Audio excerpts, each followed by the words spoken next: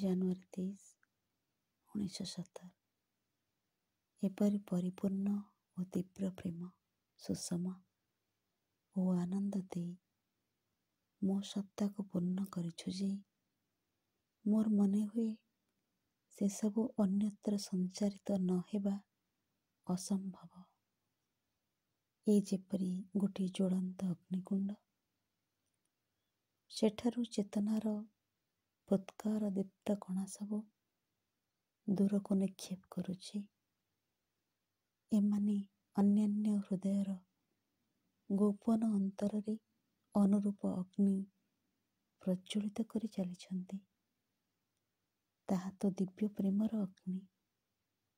ହେ ଭଗବାନ, ଯେଉଁ ପ୍ରେମ ମାନୁଷୀ ଜୀବକୁ ଅନିର୍ବାର୍ଯ୍ୟ ଭାବେ ତୋ ଅଭିମୁଖେ ଚାଳିତ ତଥା ଆକର୍ଷିତ କରେ। ହେ ମୋର ମଧୁମୟ ଭଗବାନ, ଏ ଯେପରି ମୋର ଆନନ୍ଦ ବିହ୍ୱଳ ଚେତନାର ଦର୍ଶନ ମାତ୍ର ନ ହୁଏ, କିନ୍ତୁ ଏହା ଏପରି ବସ୍ତୁ ହେଉ ଯାହା ଜୀବ ଓ ବସ୍ତୁର ବାସ୍ତବ ରୂପାନ୍ତର ଘଟାଏ। ଏ ଯେଉଁ ପ୍ରେମ, ଏ ଯେଉଁ ସୁଷମା, ଏ ଯେଉଁ ଆନନ୍ଦ ମୋର ସମଗ୍ର ସତ୍ତାକୁ ପରିପ୍ଲାବିତ କରିଛି, ତାର ବେଗ ଏପରି ଯେ ସେ ଆଉ ଧାରଣ କରିପାରୁନାହିଁ।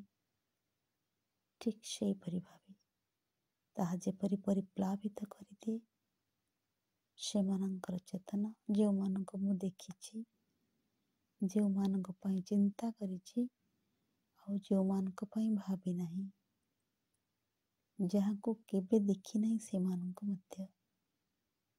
ସମସ୍ତେ ଜାଗି ଉଠନ୍ତୁ ଓ ତୋ ଅସୀମ ଆନନ୍ଦର ଚେତନା ଲାଭ କରନ୍ତୁ। ହେ ମୋର ମଧୁମୟ ଭଗବାନ, ସେମାନଙ୍କ ହୃଦୟ ଭରିଦେ ଆନନ୍ଦ, ପ୍ରେମ ଓ ସୌନ୍ଦର୍ଯ୍ୟରେ। ମା।